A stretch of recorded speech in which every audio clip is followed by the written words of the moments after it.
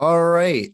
I'm recording this part of the podcast about 8 hours after me and Jay recorded the first part of the podcast. And Jay is no longer here. I traded away Jay for the rights to David Cuddy and Sebastian Pierre Lewis. Dave's gonna give us a quick rundown of the NHL since he was last on. I promised we'd have him on every now and then. We're definitely gonna have him on again to give us another update, probably near the playoffs. But he's going to give us sort of a mid-season update. We're not quite at mid-season, but we're almost there. And then the three of us are going to talk about a few of the wrestling storylines that have been going on recently. Not kayfabe meaning not actual wrestling storyline, but some shit that's been going down outside of the script the past few days in wrestling and what we think about it. But yeah, Dave, the floor is yours. Last time you were on, things were a little different. How are the Florida Panthers doing? Last time you were on, I believe the Florida Panthers were 10-1. What's their record now? I was gonna give you an update on them specifically because of the bet we made that I don't know why I made. There was no pressure to. But, I remember that. Yeah. Yeah. So just as a reminder, the bet was Gabe and Jay asked me who my cup pick was, my Stanley Cup winner pick. And I picked the Panthers. And for some reason, I said if the Panthers won, I would buy them both Panthers jerseys. I don't know why I said that. I highly regret it because they up like that. Yeah, they are still doing well. They're second in their division, 46 points in the season. They're still playing really well. In terms of the rest of the league, we're at a good point now. We're like 34 in between 34 and 35 games in the season. So you're really starting to see who's who. Obviously there's still enough time for teams to fall apart. But you got the Lightning on top of the Atlantic, obviously going for a third cup. The Maple Leafs have heated up significantly since the last time I was on. They're one of the hottest teams in the league for sure. The Rangers, who were sort of surprising, are on top of the other division in the East. And then you got the Blues and then the hometown team, Vegas Knights, on top of the Western Conference divisions. Let's go. So yeah, because they were I remember calling them out for them struggling the last time. They were like 6-1 or something. Right. And then we went to the game, the Bruins against Vegas in Vegas. Handed me the worst hockey experience I've ever been a part of, considering I was also sick. Right, and you were dying of COVID in front of me as the Bruins. I was miserable. So yeah. Is that the night? Can you point to that night that the Knights turned it around, or was it before that, or was it a little did they suck after that again, or what? Were the Bruins all they needed to really turn their season around? Well, they've only played a handful of games since then, because obviously the NHL is just like the NBA, having a pretty bad COVID outbreak. So a couple days before Christmas, they postponed some games. I think it was the 23rd to like the 27th. They postponed the game. So they actually missed a couple. But I mean, around the Bruins, they won 3 in a row. And they lost 1, and then they won 3, and then they won 5 straight. And the Bruins are the second of that 5-game streak. All right. So right around that time. They definitely helped them propel, because that was they had a bunch of good wins in that time, and the Bruins are struggling a little bit, but they are still, like, for some reason, a respected team in the league. So it's still a good win, especially being in their building, with the Garden being one of the harder buildings to play in. For sure. So. Yeah, I mean, I was at that Vegas game and it was packed. Yeah. It was a much different atmosphere than a couple weeks prior. You were nice enough to invite me to watch the Canucks. Yes. And that might as well have been like a minor league, which was a better game, was a more entertaining game with a cool view of the ice where we were sitting. Right behind the net. That was sick. Right. But the stands, it was like Pee Wee hockey almost.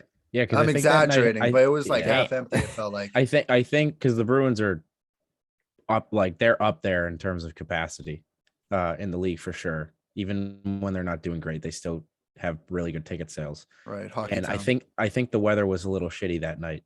Yeah, and it was football Sunday. It really hurt them that night. So. Yeah. Okay. But yeah, and then the only update I'll give on specific players is the players that I said were 1 and 2 in the league Yeah. are currently 1 and 2 in points. Wow. I think I know my shit.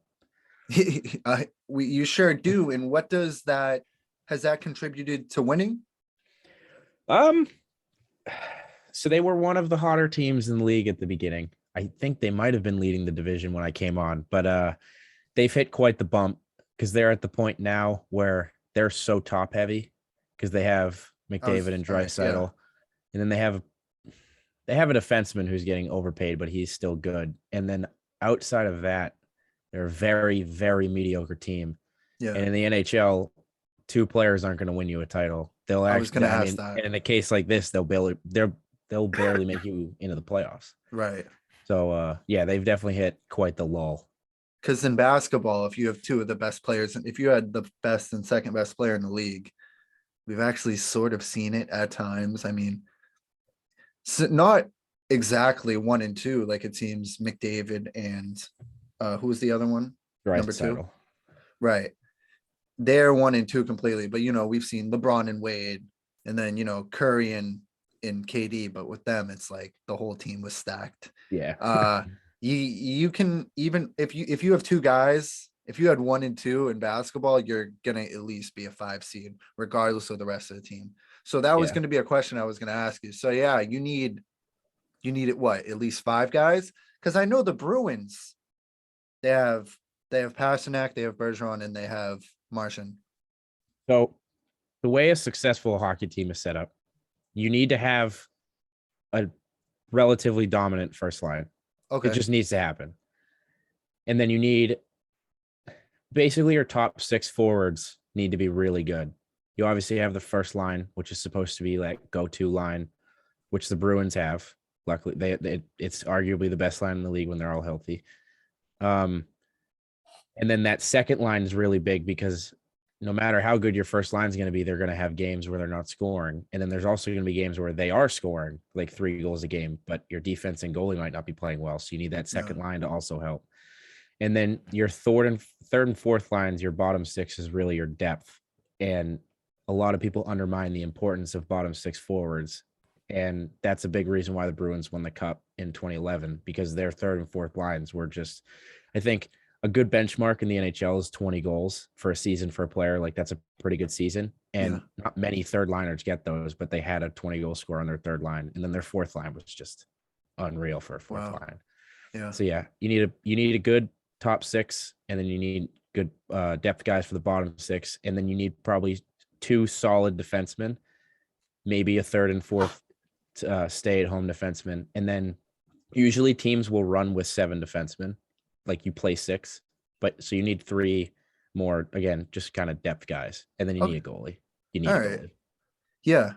So I have 2 questions for you that are sort of an overall historical question, not just regarding this season. So I feel like the way hockey goes, just from the outside looking in, I'm not as tuned in as you at all, but I feel like there's been 3 teams that have really had their runs, and in the past decade, I know the Penguins won at least 2, right? They won. I mean, if you go back a little past a decade, they've won 3. All right. So yeah, let's say going back to like 09, 08, they won in 09, right? Yeah. Yeah. See, so I know a little. Penguins There won in you go. 09. And then you had the Blackhawks. You have the LA Mhm. Kings. Yeah. Now you have the Lightning. Coincided. Now you have the Yeah. Lightning. So I feel like it's interesting. I feel like these teams, they just go on runs of 3 to 5 years where they're at least going to be in the Western Conference, Eastern Conference finals, if not the Stanley Cup champions.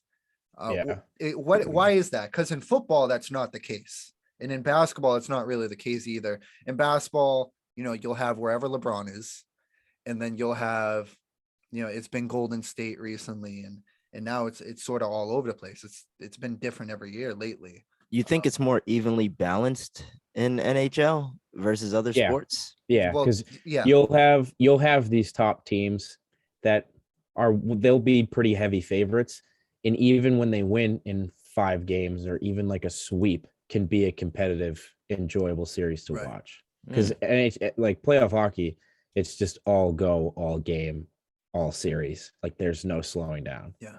So because a lot of the times, yeah, one of the higher seeds is probably going to win, but then you have a team like I think the Kings first. I know it was the Kings. I think it was their first cup. They were the 8th seed. So in Wow. the first round, they beat the 1 seed. The second round, they beat the 2 Damn. seed. In the third round, they beat the 3 seed. That could be totally wrong, but that's like the fun hockey fact that I've always kept in my head. Yeah. So like, hopefully that's right. But yeah, Yeah. so yeah, hockey playoffs, literally anything can happen. Right.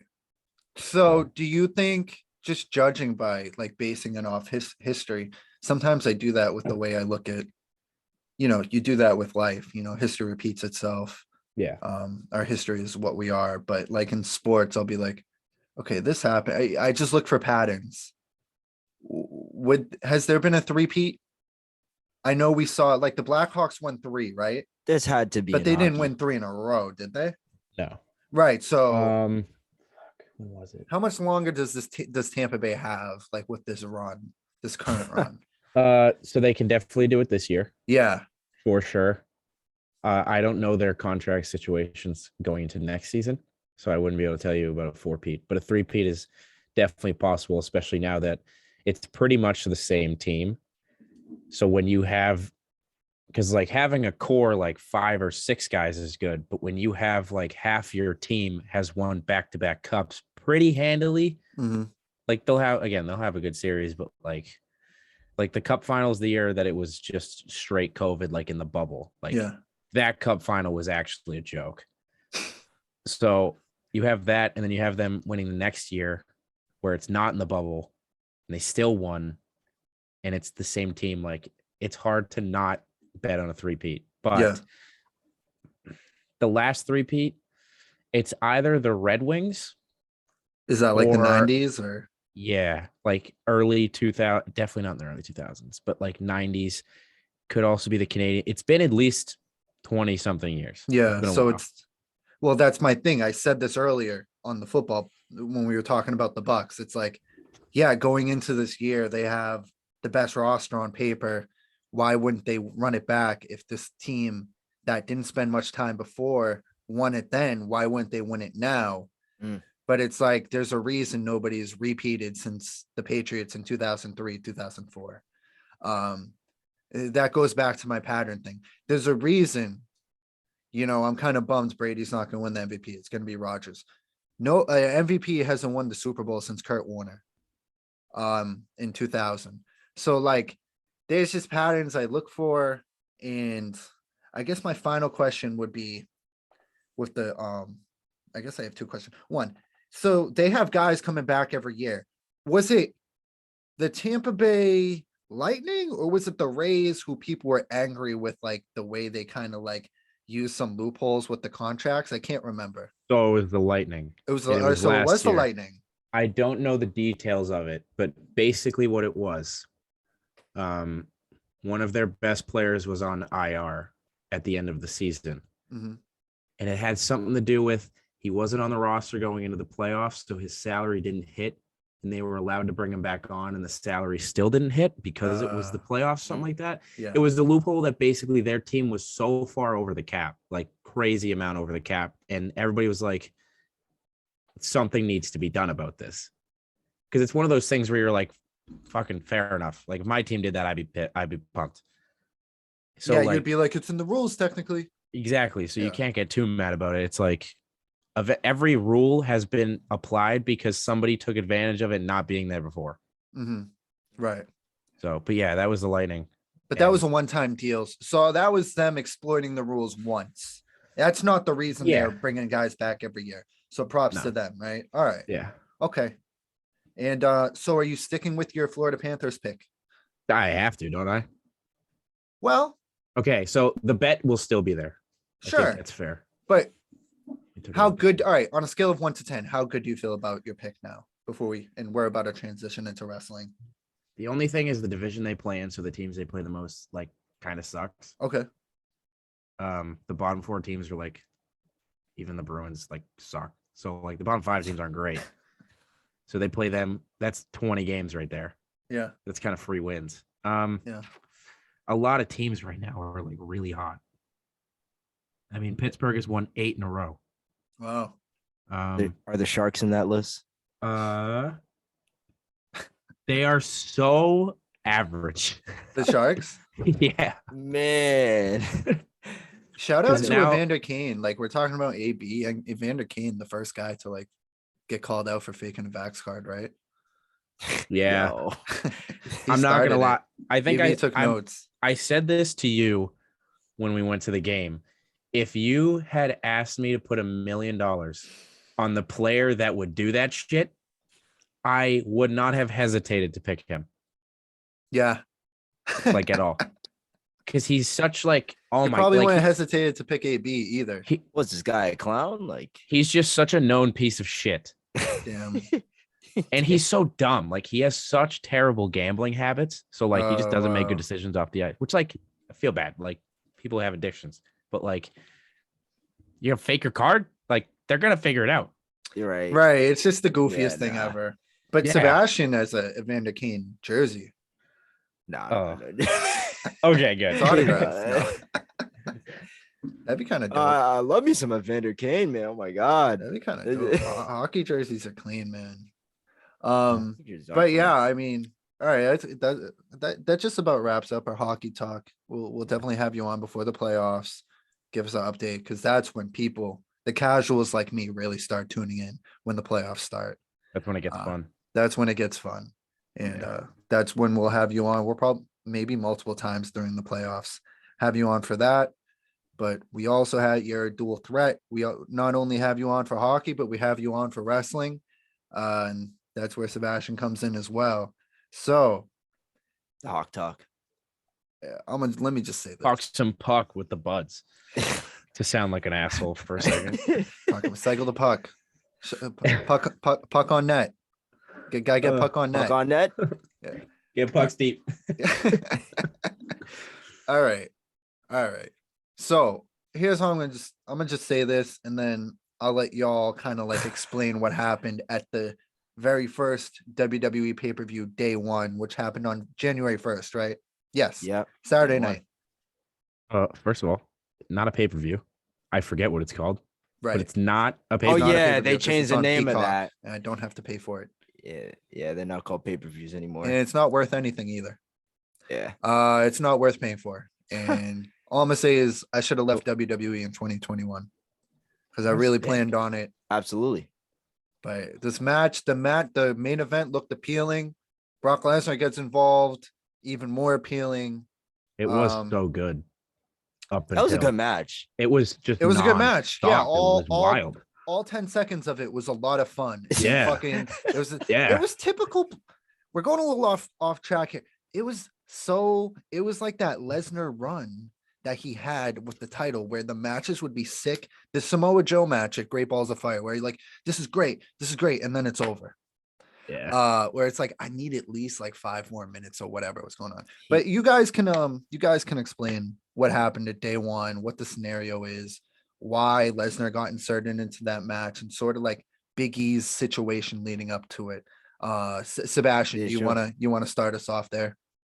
Sure, yeah. So there's been a lot of like just ridiculous shit going on in WWE. I remember last time we were on this pod, we were talking about like SummerSlam, I think 2021. We were talking about how bad it was then. It's gotten even worse. Like there's no way anybody with a functioning brain can really sit there and watch WWE. Like you literally have You're to be looking like, at him. He's on the top. He's right over there. It's Oh, because I awful. have nothing. He has nothing else to I do. have nothing to do on Mondays. Nothing. dude, you even saying that? Me and Gabe have talked about this before. Like we both tried. Like we've Yes. come to moments where Yeah. it's like peak boredom, Yes. and you turn on Raw, and I still can't watch Bro, it. it can't even. I can't even No, have it as it's- background noise. It's the same thing It's- every week. Yeah, They start with a promo that's like pretty good. All right. And then the second thing is just so not important. And I give such little of a shit about it. It'll be like it has nothing to do with the women. The women's tag #1 contenders match. And it's like They shouldn't Tamina. even have a women's title. It's like tag team Tamina title. and Natalia. who, first of all, to become number one contenders, are fighting the champions. I don't- never understood that. I don't know just why makes they no keep doing that. sense. And the thing is, that makes it even more boring is I've seen it the past 2 weeks. Over So and over again. that's usually when like I got it on my TV, I got my Xbox right here, and I'm sitting here. I'm not even paying attention, and 3 hours is too long. Yeah. Yeah. No. I Yeah, can't I'm with imagine you. what it's like to sit there and watch. Even like 2 hours on SmackDown, like at the end of the 2 hours, like I'm still into it because it's the main event, but like it's a lot. It's a long time. You can get a lot Yeah. done in 2 hours. And even on SmackDown, it's like the majority of what you're watching is for Roman. Like the rest of the roster is not even that important. Yeah. It's sort of like, and at least you say that and you're right, but at least that's like a story going in and it's pretty decent normally. At least the thing that it's centered around is decent, even though it can get repetitive. Where a guy on a podcast I listened to, the Wrestle Roast podcast, they made a great point, and I can't remember who it was, but they said Raw, a guy comes out and he just talks, and we don't know why he's out there. He's just talking to the crowd like a public assembly, and nothing would happen if nobody came out and interrupted him. It's like Raw starts and there's no plan. More often than not, there's no plan for the show. Because they switched the plan. Like Yeah, it's just like random shit's gonna happen. Something triggers whatever, and it's like It's the same layout. so. It's So just yeah. they pick names out of a hat. So what did you have? So kayfabe wise, what did you guys actually have planned for this audience? If nothing was gonna happen, if no match was gonna happen, if nobody interrupted anybody, but then AEW, it's like every fucking week. Next week we know at least 2 matches we're getting. At least 2. shit. Sometimes we even know what's gonna happen 2 The weeks whole thing. out. Yeah. Yeah. And sometimes we know the whole card Yeah. next week. And it's they just still manage to surprise us sometimes. It's the difference between long-term booking and just like sporadic whatever WWE is doing. Yeah. But yeah, so all right, let's rewind the clock a little bit. All right. Yeah. So Go so ahead. Yeah. so in 2021, more so than ever, WWE has shown that they care a lot more about financials than anything else. That anything else is under the umbrella of employee morale, storylines, creative writing, like all that stuff kind of branch into just stuff WWE does not care about. If the money is talking, that's what they're going to do. So AEW on the other side of the spectrum has had their best year financially and just creatively in 2021, and they have gotten the upper hand on WWE multiple times to the point where WWE, instead of getting into a corner and being like, oh, okay, let's actually think of something and give the audience something to be entertained by, they will see what AEW is doing, tweak their ideas a little bit, and do something for shock value so that they can get some views, some quick views, and then they'll go back to their same formula again on Raw and SmackDown, or like especially SmackDown. They'll just have majority of their stories go to Roman Reigns, and then everybody else, do this, do that, whatever. Who cares? We're making money. It doesn't matter. And then on top of that, they cut a bunch of people, like a ridiculous amount of For no reason. wrestlers. For no reason. They 'Cause always like, cite budget. it was one of their Phenomenal best years. It was one of their best years financially. They didn't need to do it. There was no reason to do it. It was out of poor sport. I don't know what they're doing. Nick Khan is like the Grim Reaper. Literally, Every quarterly report was the new best quarter they've ever had. Vince always lies every quarter report. You know what's the worst part? Apparently, and Dave, you might know this because you watch, but I heard that Vince like kind of poked at it like 3 weeks ago or something, like, oh, I love to fire people, blah blah blah. It's like, don't Yeah, he act did, like yeah. don't act like this is some straight joke. up. It's so because sick. He Don't- he straight up said it. He Like goes, we're I like silly. firing people. Like we're silly, and it's like, no, I don't really like to fire. It's like you guys did that Yeah, The multiple fact that times this they year. can even joke about that shows that they don't have a heart. Like, dude, like that's not 1998 Vince. right? Right. The No, problem it's is different, that's dude. because 1998 Vince on screen is like one of the best heels ever, probably. For sure. Yeah.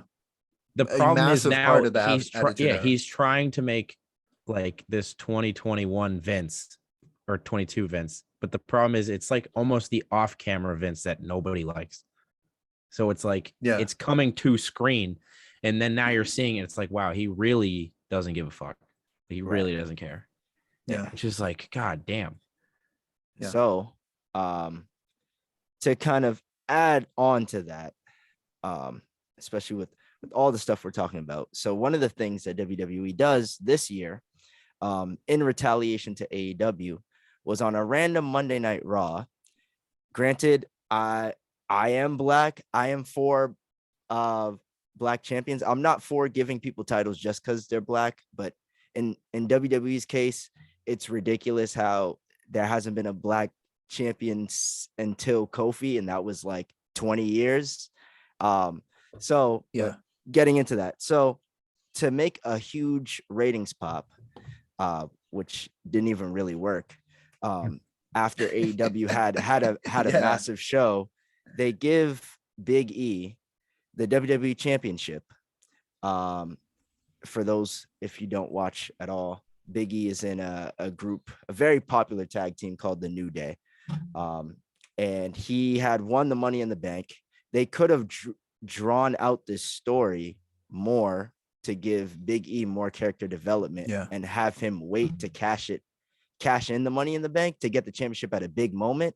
But to get that ratings boost, they kind of just hot shotted it and gave him the title when he really wasn't ready. Right. Like him as a wrestler, I'd say you could see him. He was ready, but him as a character, what they have given to him all this time, he wasn't ready. As a character, I like him on the mic. He's charismatic, but his character in kayfabe sense, it just didn't make no sense. It was like if you're watching like an anime or something, it's like, why did this guy just get some random power up? This makes no sense. This is stupid. This is so out of, because it sucks. Because the worst part about this is Big E does deserve to be WWE champion. They just did it at the wrong time. Bobby Lashley at some point did deserve a WWE championship. His wasn't as egregious getting his. And then Kofi, they actually hit the nail on the head. Right. Like, that was a great coronation. Oh, good. Of course, they fuck it up later on. Like the way he dropped the belt was atrocious, which we're gonna get. I'll let you get back into it, but like that kind of it's history repeats itself there. Yeah. Having Big E lose, but go on. Yeah. So then Big E wins the title, right? We fast forward a little bit, kind of just to sidetrack. WWE again is looking for more ratings pops. Now AEW is getting even more crazy. They just signed CM Punk and Bryan Danielson, formerly known as Daniel Bryan, in Adam WWE, Cole. and Adam Cole and and Ruby Riott. They signed a whole bunch of people, and stuff is going crazy. And then we get to a segment on AEW that does really well between CM Punk and an up and coming legend in AEW. His name is MJF. Yo, I had a beer with him at a bar. Shout out to them. Shout out. You gotta kiss the ring, bro. I wonder if he enjoyed Full Gear, because I'm guessing he went. He probably enjoyed it. Hey, Cody, good fit, great pump, phenomenal heel. Waterbury, Connecticut, high school gym, nobody there. Kurt Angle, still cage match. He couldn't believe what he saw, man. That was the match of his lifetime. I've been bringing up MJF to people who give zero shits about wrestling. I'm just like, hey, there's this guy that's just like fantastic. Incredible and so good. Every time he's on, like, because I'll have AEW on too, and sort of in the background, but I'm paying a little bit more attention. The second I hear his music hits, I stop what I'm doing and I look at the screen. I have to. And it's not the type of wrestling, like his promos. You know how you just stop half the time with wrestling, you hope nobody walks in on you watching it.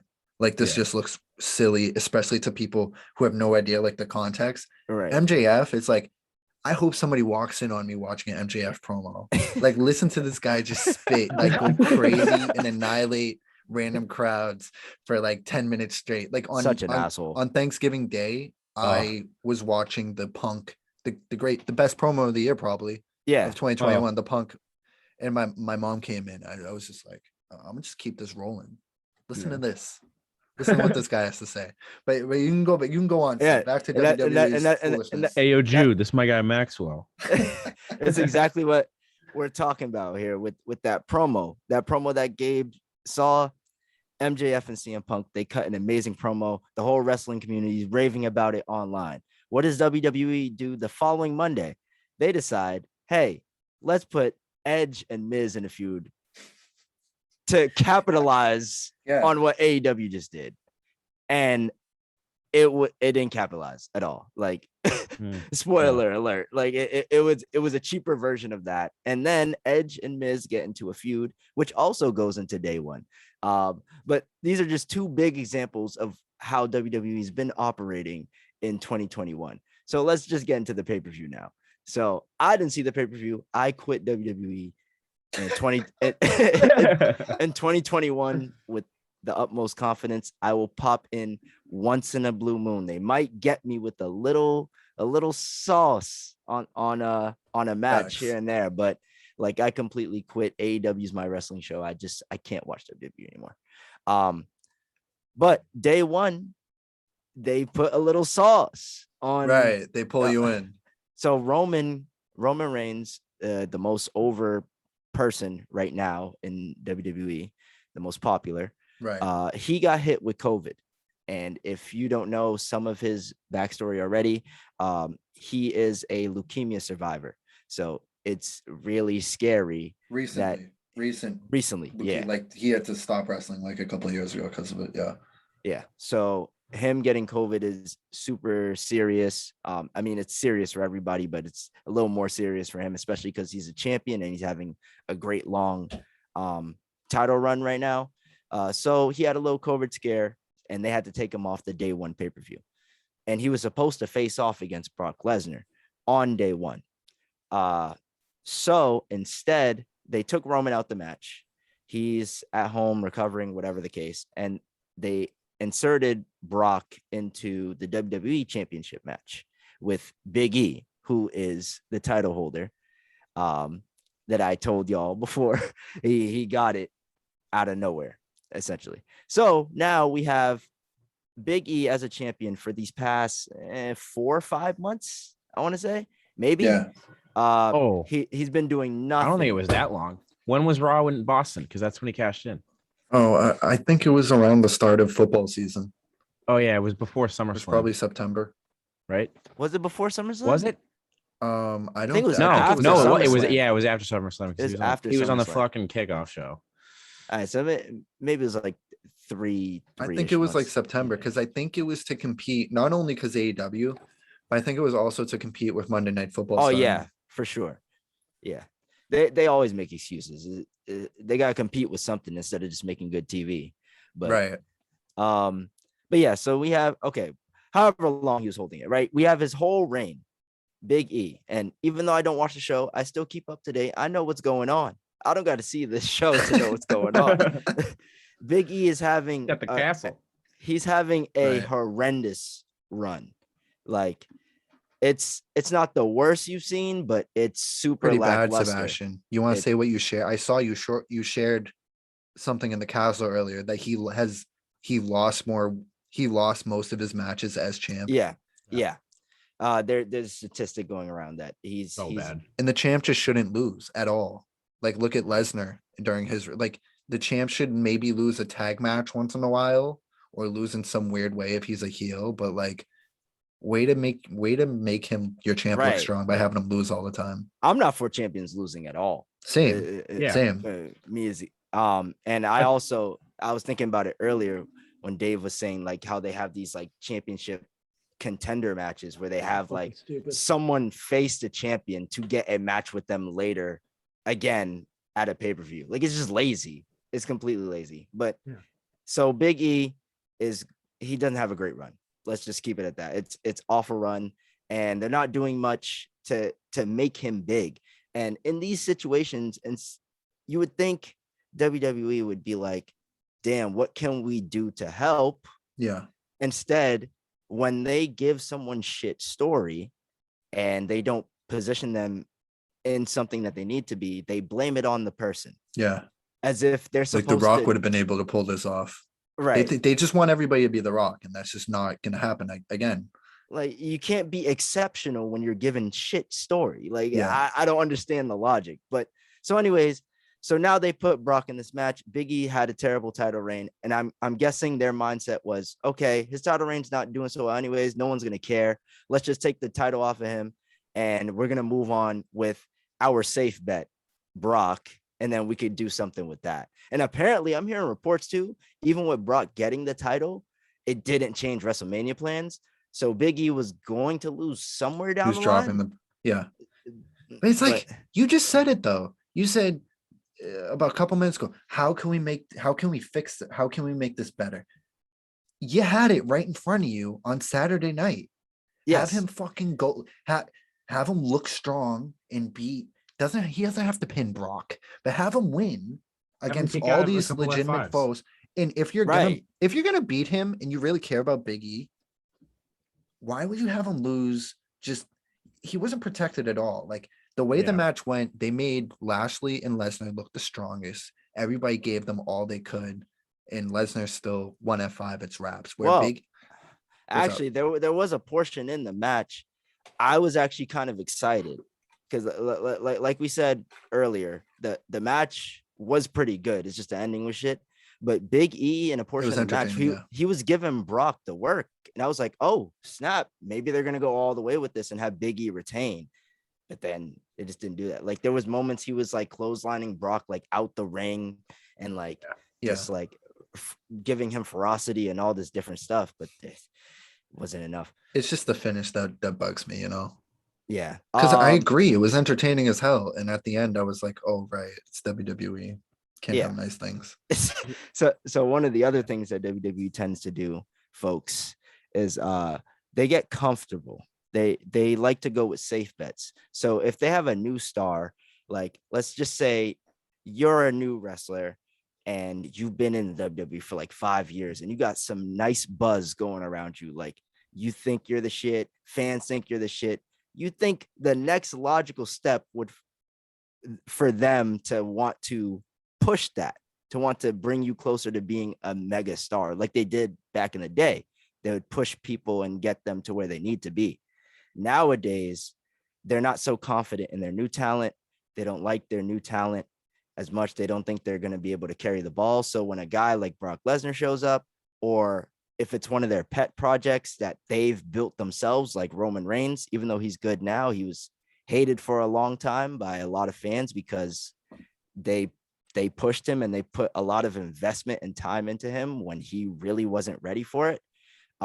But yeah, unless you're a pet project or you're an old returning star like a Brock, a Rock, maybe John Cena, Randy Orton, they're just not going to push the rocket pack on you, and they're going to go with their safe bet. And that's what they did here at day one.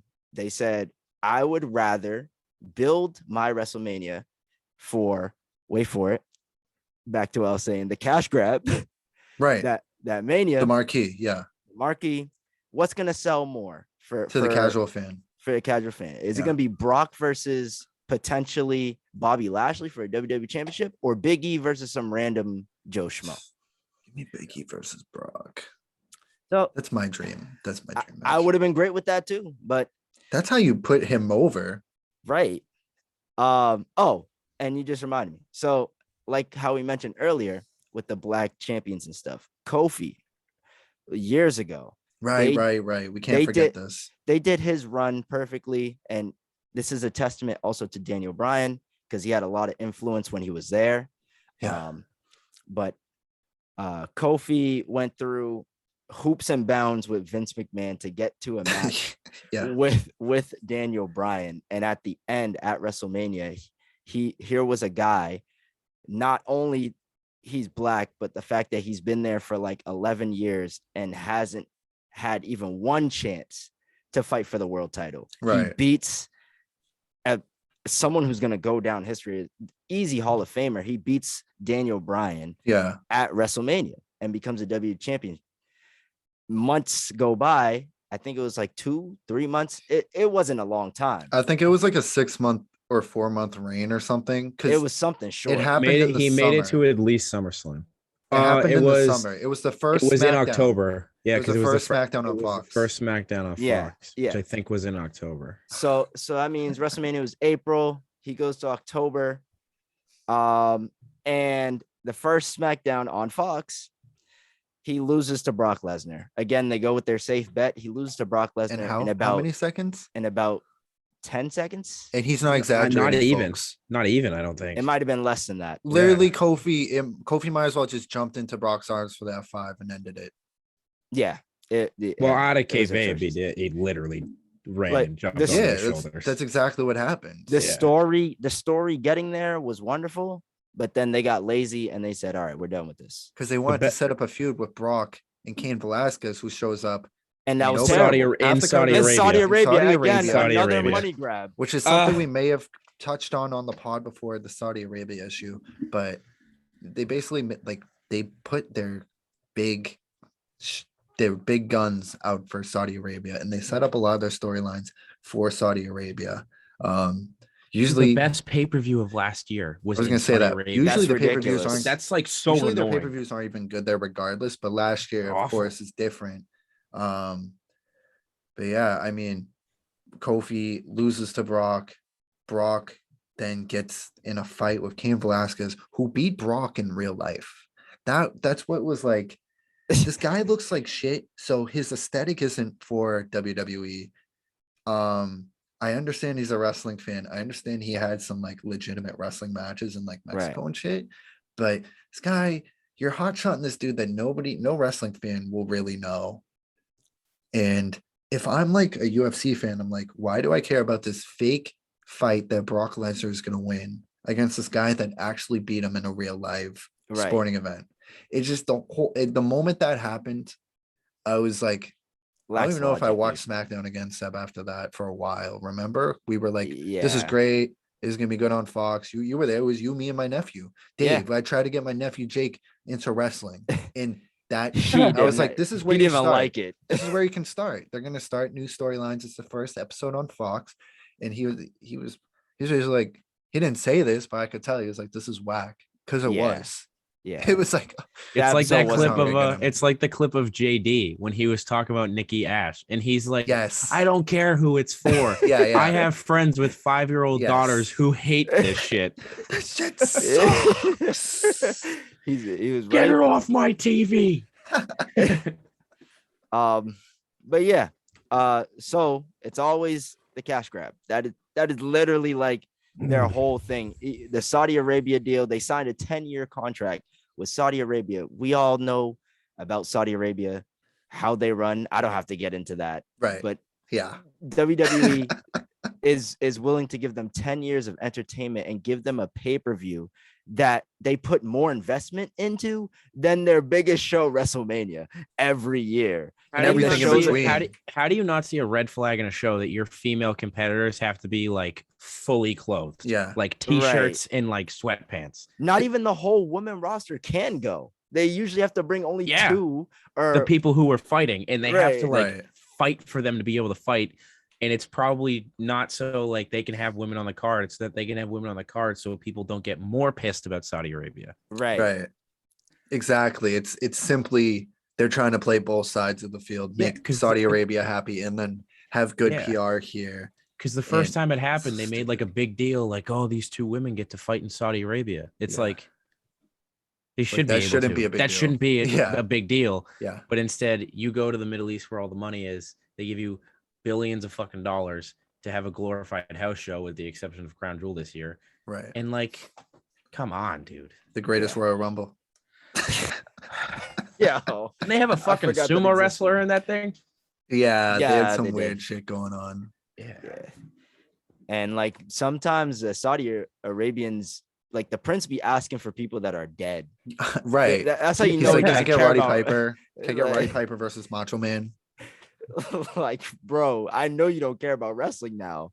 This is literally, they wanted WWE to do this so that they can make their country look better. They're like, oh, look, we got a big wrestling company here from America, and they they like to put on shows here. Look at us. And then WWE is just doing it for the money. So, but yeah, that's pretty much like where we've story, been. yeah.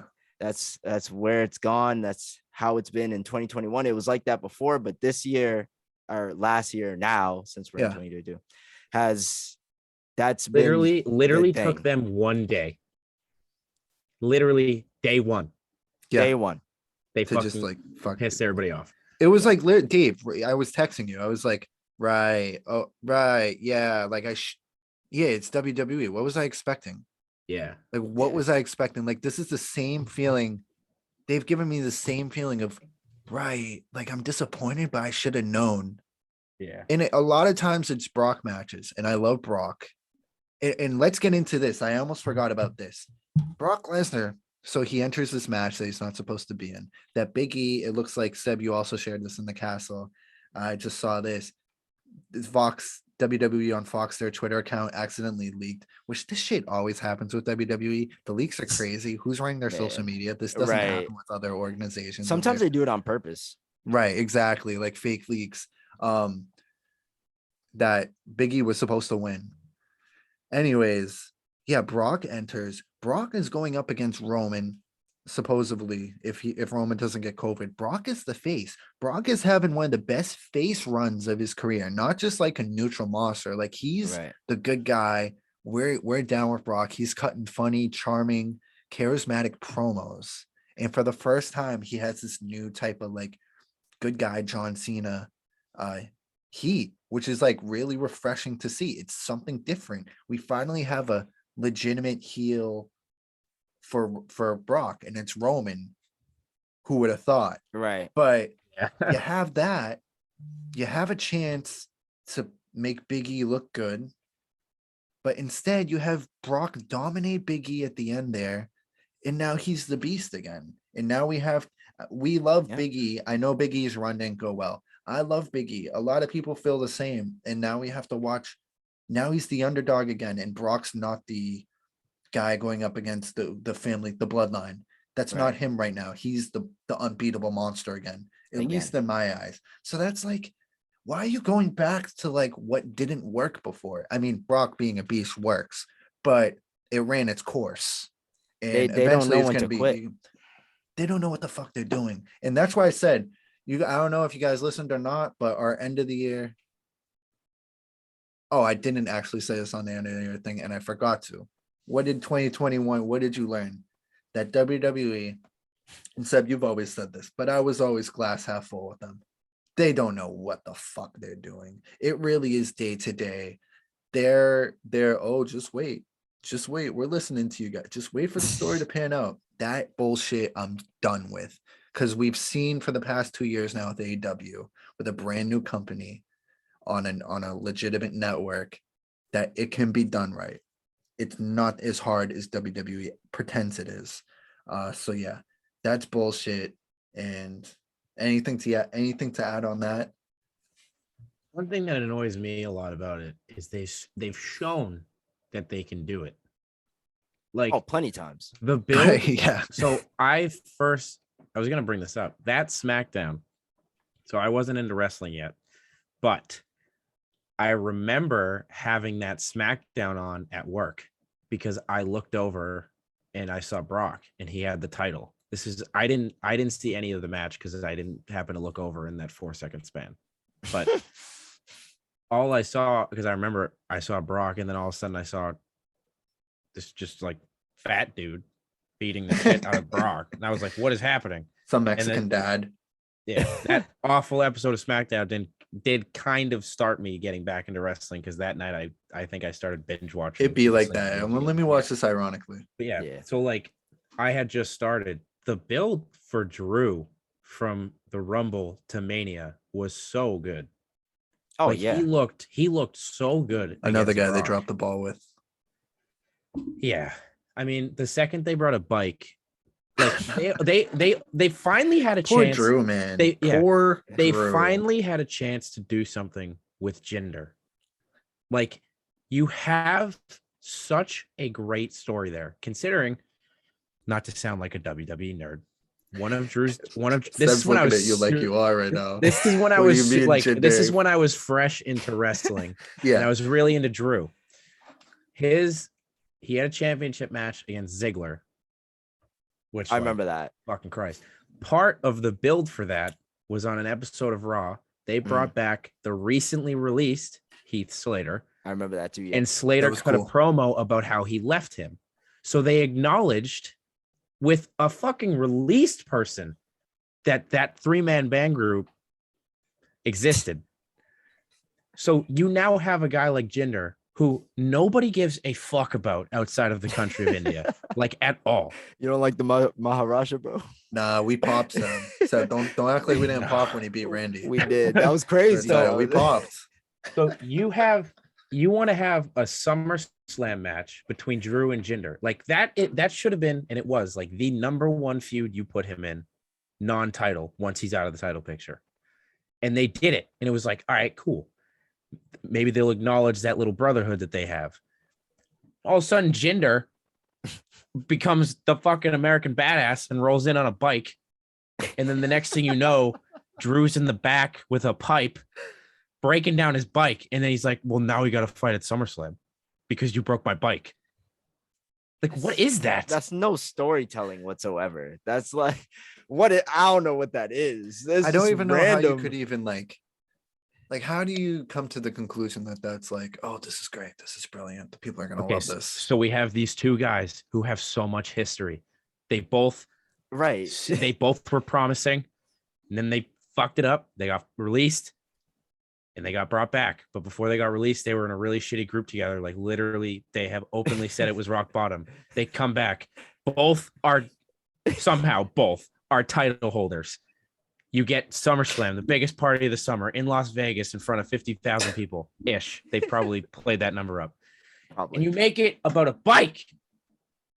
Who has a championship match over a bike? Let's be realistic. It's probably the worst pay-per-view of.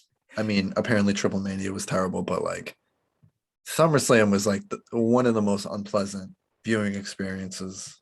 If it wasn't for Cena, Roman, and then Lesnar coming back, that would Cena be Roman like was even that fine. was yeah, it was fine. No, it was, I know. Seth and Edge was Edge great. was dope. Yeah. Seth and Edge was great, but besides those that, two been killing it. Yeah. You take out those, or like you have those matches both be like they just miss, which can happen. right? That is an all-time bad pay-per-view. Oh yeah. Because the thing is too is like you have Becky come back, another black champion. Oh, another one. Don't get me started on that one. No, man. like, oh my god. Some people were defending that. Whatever. Go ahead, tell him. Listen to this. Gabe isn't here to listen to this, but he'll appreciate this. So he came over my house to watch that pay-per-view. Right. And we're watching on because Peacock started to fuck up because it's such a horrible service. It's trash on my TV because my TV had the app. For sure. So I grabbed my laptop and I hooked my laptop up. I forgot about now, this. when this froze was when Bianca was coming out. Okay.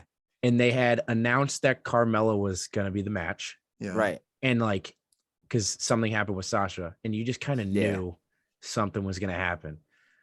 So I think it froze. And as I'm switching it, I pull it up on my phone and Becky's coming out. I'm like, sick, missed that. This is going to be a dope match. I keep setting up. I put my phone down so nothing spoils. Right. And I say to Gabe, or Gabe said to me, we're going to turn this shit on and Becky's going to beat her in 20 seconds. Oh my God. And sure enough, we set it up. Big TV.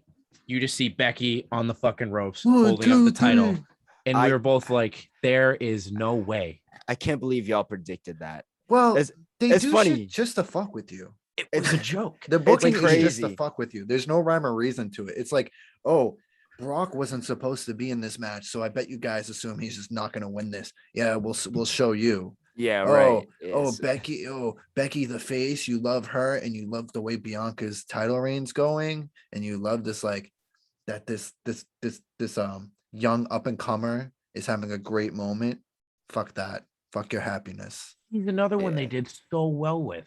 From the Bianca Rumble, was doing same thing with great. Drew. From the Rumble to Mania. The Rumble, She won from like one of the first spots. Great, Sick. great She Rumble did so moment. well. Yeah, great Rumble with her and Rhea. You go to Mania.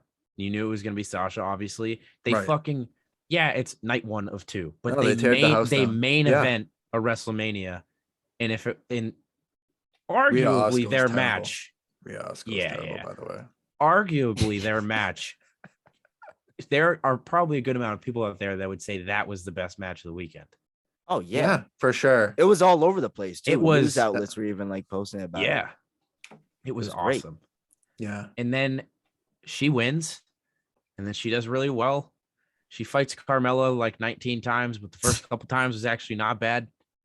And then you just fucking fuck it all away for no reason. She had a And match it's not with like, Carmella at Coachella too. Let's not oh forget my that. god, I remember watching that, just being so uncomfortable at how little. Like there was like 100,000 Everybody in that people crowd did there, not and care. not Oh, was it a like, was single it Rolling person Loud? cared. Didn't they have one at Rolling Oh, Loud? it was Rolling too? Loud. Yeah, Oh, it it was was Rolling Rolling Loud. Loud. I It wasn't was sure if they Rolling did Loud. both. Yeah, that was awkward. That was so bad. Nobody cared. It was so apparent on TV that nobody cared in that audience that they had piped in crowd noise over it, and the people were just standing there like NPCs, bro. Like just a bunch of Yeah. screaming happening, and just like Bianca would hit her finisher, and like you'd think like, damn, the place is going wild, and then you Yeah. see there, and they show the crowd, and it's some like 13-year-old girl that's probably off Molly, just like Yeah. on her phone. So awkward for the wrestlers Super too. awkward. Like that you had the show must go on even when nobody's watching. But again, yeah, another cash grab. just terrible.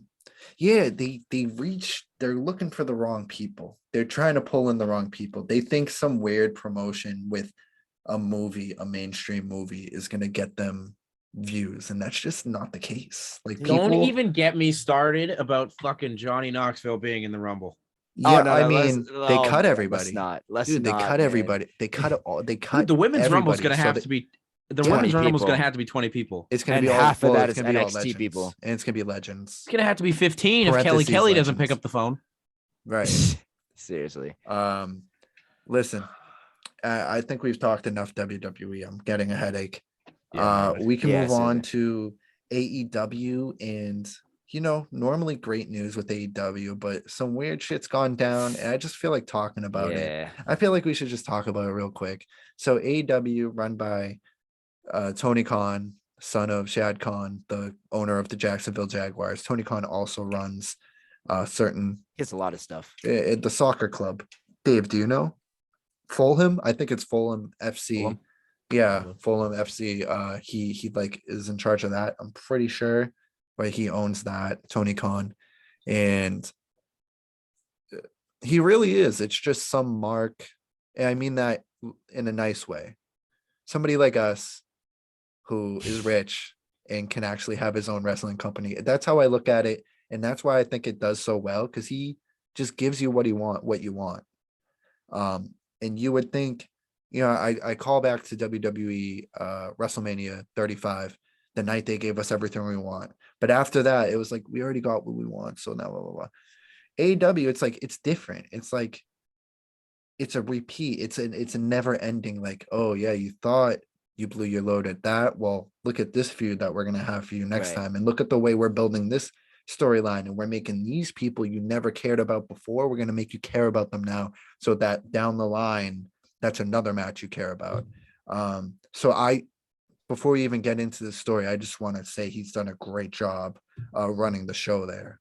At this point, early in the game. Dugga. No, yeah. However, homie fucked up.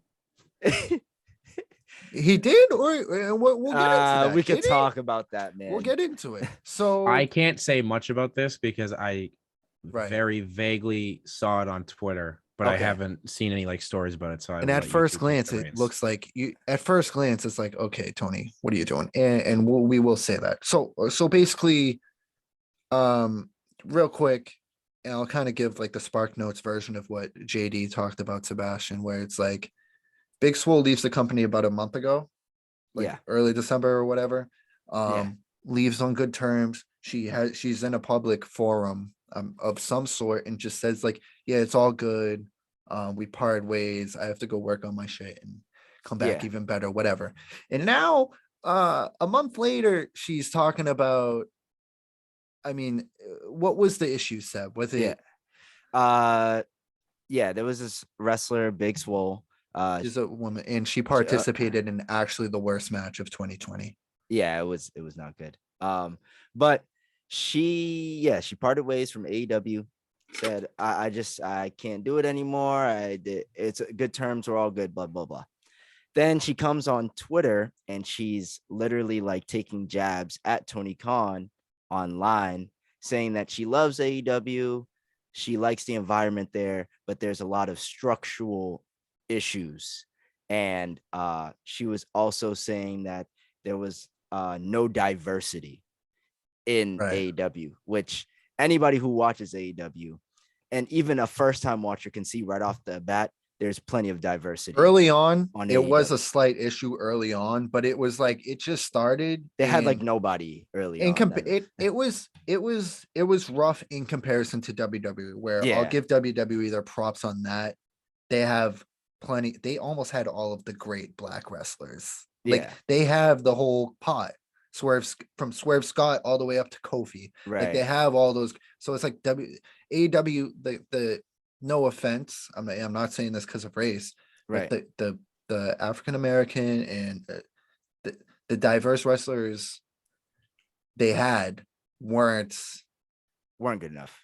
good enough That- to have a spot on the show. They just And weren't. that's where this goes. So Big Swole is mad.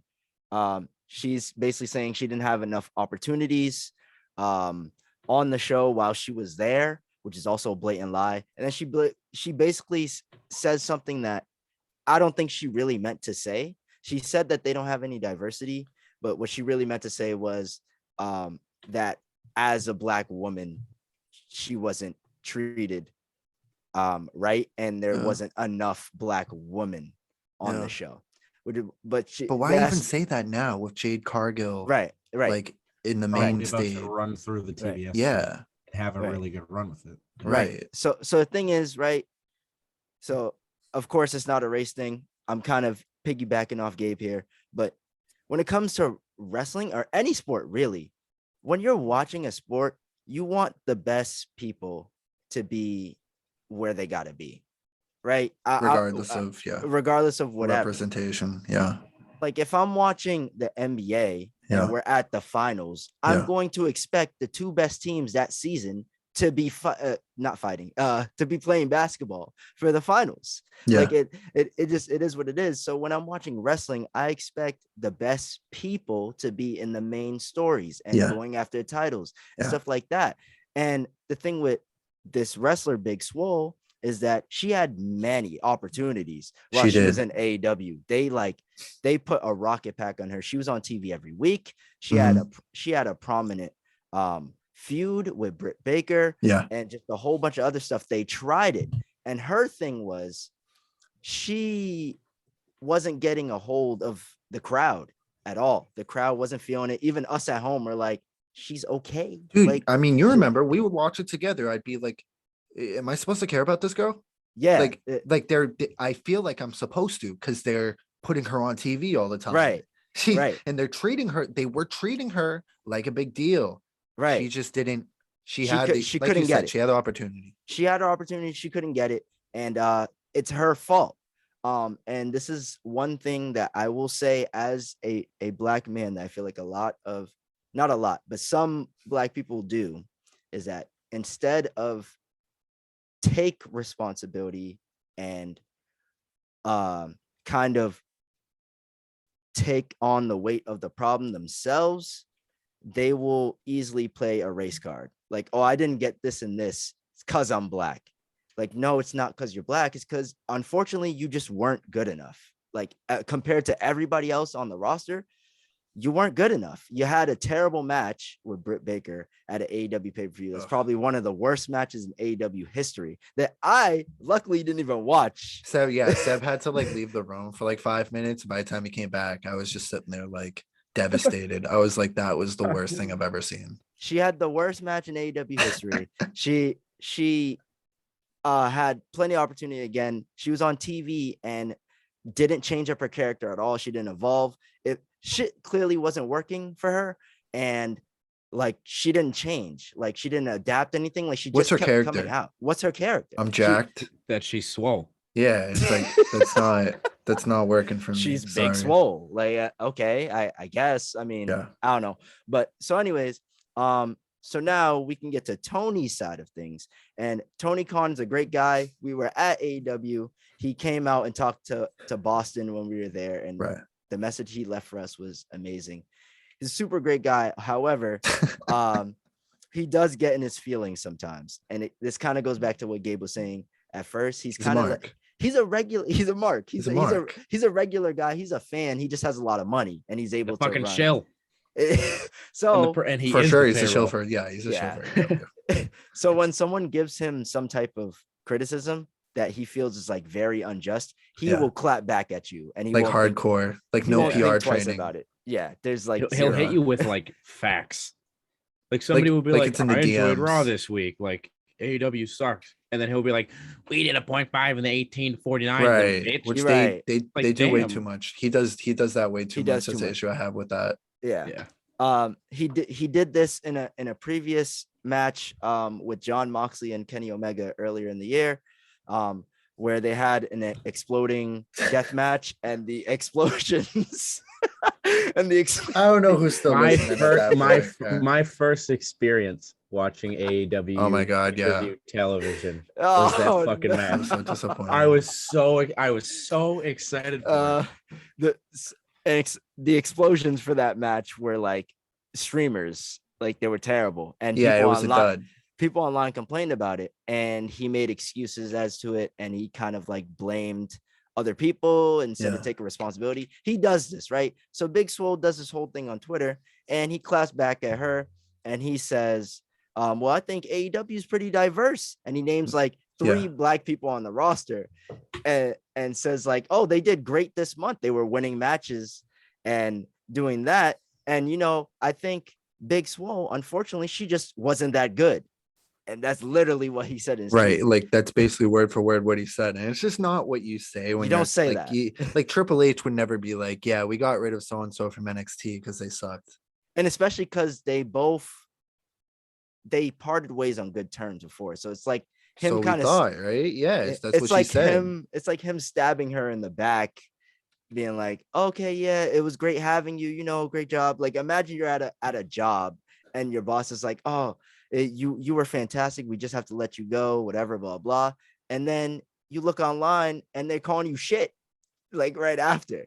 So But who said what first? And Big Swole started the controversy. Right. If she Okay. never said outlandish comments like them not having diversity and her not taking responsibility for her not being good, this whole thing would have never happened. That's just not how the owner of a company should respond to That's something his like only that. fault. That's literally his only fault in this. Otherwise, the whole thing, I'm sorry, like I'm for diversity too. I think she was trying to get to a good message, but like she needs to be real with herself. There's a lot of crying online, and some people coming Leo to her Rush. aid. Leo Rush, who always will never not take an opportunity to just be like, oh, this is my chance to like say I'm out of here. Like now I can be like out. And it's like, dude, you can't stay in one place for more than a month. He's also another case. He's a little nutty. But retired like 6 times. yeah. Right, exactly. That's our point. But yeah, so they have their back and forth. This other wrestler in AEW, also black, his name's Leo Rush. He comes in and he defends Big Swole, and he tweets to Tony Khan, his boss. Yeah. He says, I don't appreciate any of this shit. Apologize now at Tony Khan. Okay, tough guy. First of all, he like just got to the he just got there. He just got there. First of all, who the fuck are you? You have a terrible resume with leaving a whole bunch of companies on bad terms. And here's a guy, and the Tony challenge. Khan, and the challenge. And here's a guy who gives you an opportunity, and he's been a great boss to you, and you're yelling at him online in a situation that's not even yours. But then 2 days later, he doubles back down, and he's like, I love working for Tony Khan. He's a great boss. And there's plenty of diversity in AEW. So there's that. He's a little flip-floppy. He's not important to this. But yeah. but yeah, that's what happened. Yeah. So let me see. Yeah, Powerhouse Hobbs 3 hours ago tweeted, who's an African American wrestler in AEW. Young, he's probably in his 20s, maybe early 30s. Not sure. You can never tell with some of the big dudes how He's old they around our are. age. Yeah, wow, really? Yeah. All right. So yeah, he says. So this is a statement from Will Hobbs. There is so much that goes into AEW that those online don't see. It often flies under the radar that Tony and Megha are people of color. But right, like let's get Tony Khan. Like these are Right, yeah. I know he's rich. I know he's daddy's little boy, but he is in fact a person of color. Um and having them in charge of AEW represents progress of pro wrestling. I see firsthand how hard they work to make wrestling more diverse. I want you all to know that I consider Tony and Mega. I hope I'm pronouncing that right. Yes, Me- Mega. Mega, yeah, Mega family, and I'm disappointed to see that their efforts dismissed. People have no idea the time and effort it takes to put shows on and to make AEW an open environment where people like me are seen and heard. Tony works hand in hand with people of color on the roster all the time about their story ideas, input, matches, and etc. Not every idea will work, but every idea is listened to and valued. My personal voice has been heard, and I have had input for many of my opportunities. As a Black male, I plan on using my voice to do what I can do to make sure that this company is diverse. I'm also aware that diversity comes in many forms: women, Black, Latinx, East Asian, South Asian, Southeast Asian, LGBTQ, and more. The more diversity, equity, and inclusion we can build in wrestling, the more fans we can engage with, and the more fun we can have all together. AEW is a young company led by people of color heading in the right direction. I am proud to be a part of that momentum, and I know my colleagues will stand beside me when I say that. So, That's a like, beautiful statement. It's completely true. and this isn't a guy who's like, this isn't like, He's this not isn't big. this isn't The Rock coming in to like pat Vince on the back. Like this Right. isn't a guy who's like at the top of the card who has nothing to complain about. Like Powerhouse Hobbs is a guy who's sort of been in an inconsistent role, if we're being honest, and compared not a terrible role, but he's not on TV every single week. He's not at the top of the card. Like he could complain if he wanted to. Right. But when he gets his time, on a personal in comparison to like a Big Swole, he makes the best of his time when he's out there. Exactly. And he's going out of his way to a guy like that going out of his way to defend his boss. I don't think it's just him sucking up like, oh, now he'll put me on TV more. Like, I don't think that's what it is. I think he just sees some bullshit. And like you said, Seb, when people play the race card, sometimes it's warranted. And when it's warranted, people will point to times like these where it wasn't, where it's like, oh yeah. Right. And it's just like it goes with everything. When you use something as an excuse, it fucks it up for people who really have that Exactly. issue. Yeah. Yeah. It's a shame. Everything he said in his statement was completely true, though. Like, if you really think about AEW, where they've been for past 2 years, their first 2 women's champions were Japanese. Right. Another women's champion was trans. Right, trans and not only trans, but what is she? Hispanic, Asian? She's native. She's Native American. Yeah, yeah. So The native there's- beast. Silly, my bad. Yeah. Nyla Rose. I'm not calling her a beast as a human Yo. being, but that's her nickname, the native beast. Yeah. But yeah, you have that, and then you have Will Hobbs, who just made the comment, a black male. He was CM Punk's first match back, or not first match, but one of his Second first one. match. His Our second first match. TV match, I think. Yeah, one of his first matches back into wrestling after a 7-year hiatus, and this is a wrestling legend. Like, you just don't put anybody in that position. It's like there's so much diversity. To say there's no diversity in the company just because you couldn't make the best of your opportunity is just bullshit. Right. Like, And there's just guys at the top of their card that just, it would be silly to have them at the bottom. right. And they just so happen to be white. You have the Young Bucks, you have Kenny, you have Hangman, Mox when he's there. MJF, like these all just so happen to be white males, but they're really good at what they do. And it's like when the time comes, I'm sure there will be a black champion Right. in AEW. Just like since this is a sports podcast, I'll in the 60s, nobody wanted black players in the NBA. So the Celtics got the black players and won championships with black players. And in the 80s, nobody wanted the white players. So the Celtics got white players and won championships with white players. That's just how it goes, you know? It's not, it's just about making the best. They're not looking at wrestlers as their skin color first. They're Right. looking at The skill.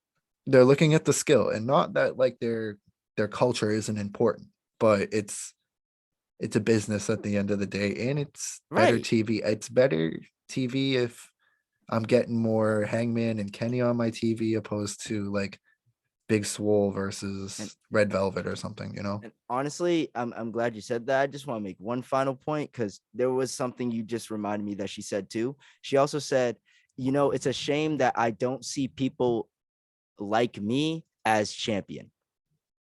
She was It will in like a advocate- few weeks when Jade Cargill wins. Like that's a She- foregone conclusion. She was advocating, like she was basically alluding for Tony Khan to give a championship to a black person just for the sake of doing that. And like I said earlier when we were talking about WWE, that's so stupid. You should never put a championship on somebody just because of their race. Yeah, and that goes like you said. Yeah, to your point, like that goes for everything. Like forced inclusion, or not inclusion. How can I say this? Forced diversity in like certain things. It's just a terrible look to me. I mean, I wrote about this in a paper once. Like Star Wars, the movies, it's like you're doing too much of making a point. Like your art, and wrestling is an art form. Your art form shouldn't be so much as to make a point, but to entertain for the most part, or to like be fun and like be a step away from reality, where it's like in Star Wars, in the original movies, it's like there's like not a lot of women, and I'm not shitting on women or anything. There's just not a lot of women in Star Wars. Yeah. And there's not a lot of people of color. But you flash forward to the new movies from the past decade, and it's like It's all pandering. it's all women running the shit, and it's all like, oh, you see this, you see how woke we are. It's like, don't shove that down our throats. Right. It happens naturally. It happens with Bianca and Sasha headlining, two African American women headlining a WrestleMania because they are the best at what they do. Exactly. That's the match that people want to see that night. And they so happen to be black. Right. They so Yeah. happen to be black. And yeah, That's you it. can acknowledge it because it's, you can acknowledge it, but it's not like, I don't know. It's not Yeah. the main factor. The main factor is that they are two of the best performers that night, and they have been put in that spot because of it. Right. And Right. but it is nice to see. It's like, this is great. We've come a Yeah. long way, because go back. There are guys in the past, like I said, were playing the race card. Booker T could have played the race card with Definitely that could've. bullshit storyline with Triple H, where it's like Triple H, it's a bunch of racist bullshit. And that's just how WWE is back then. It's a bunch of racist bullshit. And I'm like, okay, this is cool if Booker T overcomes the odds, and he doesn't. He just gets buried by Triple H. And that happened plenty of times before in wrestling with different racist storylines. This is not one of those moments. Yeah, no, she's just looking for attention. I was not on the Big Swole train at all. Sorry, if I was her, I'd go to some indies, train a little bit, maybe Like she get said, work to your way T- back up. go to Impact or something. Get in the Impact Yeah. zone. Yeah, Impact, another place that has plenty of, but Impact is another place that has plenty of like Yeah, true. African Americans who are on top. Yeah, Rich Swan, Moose, all those guys, like they in a powerful women's division too. Not that I watched Impact, but I hear like their knockouts division's great. Before we go, let me just ask you so we can end on sort of a high note, because Okay. a lot of negative wrestling talk today. I don't see any of us as negative people. It's the clicks. 5 minutes. All right. In 5 years, who will the biggest star in wrestling be? And I'll give you a few seconds to think about this if you want. There's so many people. Oh my God. Not just in one company, overall. Who's right. going to be the biggest star in wrestling? In 5 years. MJF. MJF, huh? Honestly, Okay, I think 5 years is still a long period of time where WWE, in terms of in 5 years, I I don't know, can just see overall money, they would probably be higher and still have the casual audience. Yeah. To wrestling fans, I would say MJF. Okay. Yeah, but you're right. to the It's not a public- wrestling company. To the public, you got to think it would be somebody in WWE. You Probably think so? Roman. It's Will probably it be Roman, to W? be Will it honest. be? But what if MJF is? Aren't you, Dave? Don't you know about the bidding war? Yeah, that's It's true. gonna The happen. bidding war True. of 2024. True. Could be Nah, MJF. that's in not. Yeah. WWE. Nah, he's staying. He's got to stay. I think he it could be Roman still. actually. I I was take thinking back the about that Roman too. thing because Roman is actually peeking more into Hollywood. He's like trying to dabble Oh, of course. his toe in that. So he might leave sooner or later. He's already been there for like pretty much 10 years. He's an older dude. He's not. Dark He Horse? didn't start Fucking- super young. Braun Breaker. Actually, I If he could see that. changes- If I he could see that. changes, if he changes his name, He's not changing his name. I know It's he's staying not Braun because it was actually apparently his idea.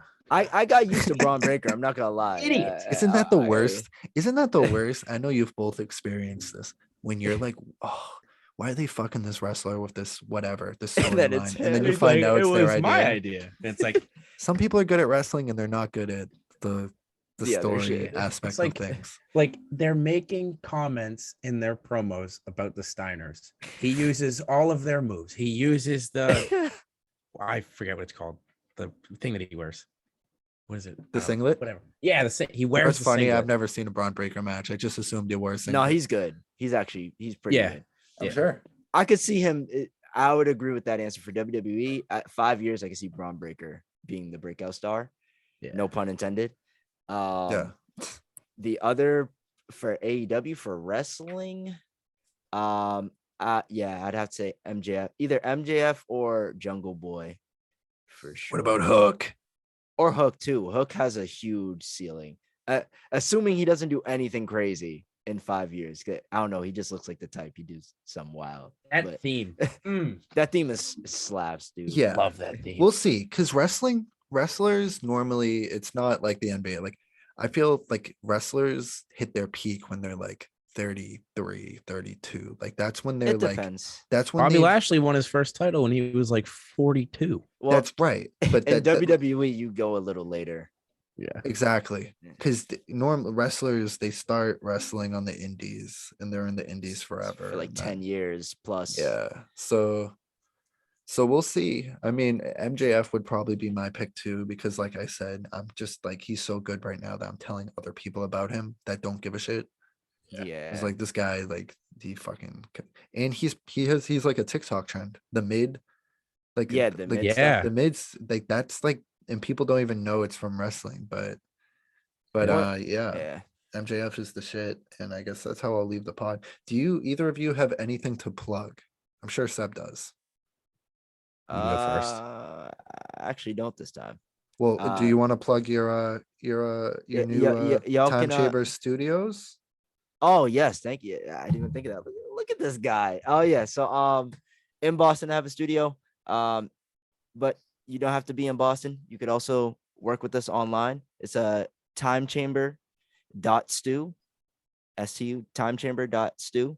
And we do online mixing, we do in-person recording, and any artists out there looking to get quality sound, get your song mix, and get some custom beats even, come stop by the page and DM us. We'll work with you as soon as possible. There you go. Please check that out. They know what they're doing. And nothing else, Seb? No other projects going on right now? No other projects. Never Just know with follow you. me on IG at SP the Great One. you go. SPTHA, the word great and the number one. And Dave, you want to plug your OnlyFans? Yeah, it's what, I forget what It's, it is. it's I've jelly been- jelly I've back been- baby. No, that was I've a been a couple accounts subscriber. ago. I got that one actually got a got new banned. one? So I'll send you my Damn. new one. It got Alright, banned bro. for being too sexual. What? POV, watch gotta me, look at watch gotta me look at watch that. Drew highlights until So I. it's like it's fat ass, but it's PHAT Okay. and then it's A 55. And then my Instagram is David Cuddy _. There you go. If you want more family friendly I just content. cut to the Instagram. And the links are all on his Instagram. Yeah. That Oh, was shit. guys. That Should was we, great. Should That we was say great. the castle? What's up? Yes, yeah, you could I- promote this as the castle for sure. I don't know how they'd contact. You can What's just up? contact the castle. Oh yeah, type in Kayfabe Castle on Facebook with a K. Kayfabe with a K. Castle. No, Castle's with a C. Kayfabe Castle. Just type it in as you would normally spell it. And if you're into wrestling or want to get into wrestling, constant news going on there. Seb's always sharing shit. Other people are sharing shit. Discussions break out, and it's growing. Seb, that place is still. Me and Seb started active. it. I guess I was sort of his first mate. Seb started it because we were in another wrestling group, and most wrestling fans kind of suck, and they were so negative. And we kind of started one that was just like judgment free, just chilling, whatever. And that is Kayfabe Castle. So please join that group. All three of us are in it. We love to talk about wrestling, and we'd love to talk about it with you. And I'll definitely have both of you on again, and we'll probably do some more side shit. What's the next one? Maybe we do something for Royal Rumble, but WWE is just not popping anymore. So Royal maybe Rumble's not. been consistent, so maybe. Rumble's dope. Rumble's been dope, right? But you really never- good the past few years. Right. So we'll see. Maybe we'll do like Royal Rumble predictions when that comes around in about a month or at the end of this month. Yeah, And, it's like 20-some days. Whatever. When's when don't is even know is what that is. Revolution the first pay-per-view of the year for Oh, AEW? you're right. Yeah. That'll probably be in Yeah, it's coming up. February. Yeah, I think it's February or March. But Battle of the Belts is coming up real soon. Battle of That's Belts only is going to be like Saturday, an right? hour That's long Saturday. show, though, right? Yeah. Huh? Didn't they say it was going to be? Was that going to be a short show, like an hour? I Or can't am I remember. thinking It of might be an hour or 2 hours. It's one of the two, but that's on Saturday. Definitely Yeah. gonna be watching that. Yeah. All right. Yeah. We'll tune into that. And next time we'll have to talk about Cody. We didn't get a chance to talk about Cody Oh, today, man. but he's really interested to talk about. As always, guys, yeah, follow Richie and Mecco Connection on Instagram. Follow us on TikTok, same name. Follow my Twitter, follow Jay's Twitter. And yeah, thanks for tuning in. This was a very long episode. I'm pretty sure I'm still gonna drop it in all in one part. It might be a 3 hour. If it hits 3 hours, it's a super pod. It's a super pod. And the super pods be hitting. This was a great show. It's top to bottom. Thank you to my guest today, David Cuddy, Sebastian Pierre Lewis. Always a pleasure. And I'll see you guys next time.